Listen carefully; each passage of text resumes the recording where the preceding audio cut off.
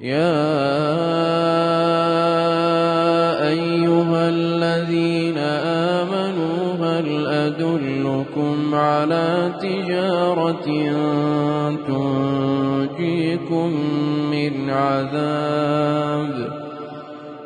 أدلكم على تجارة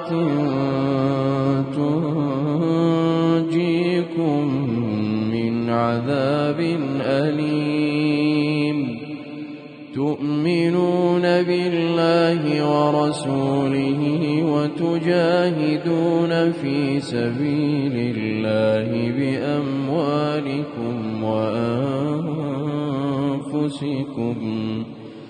ذلكم خير لكم إن كنتم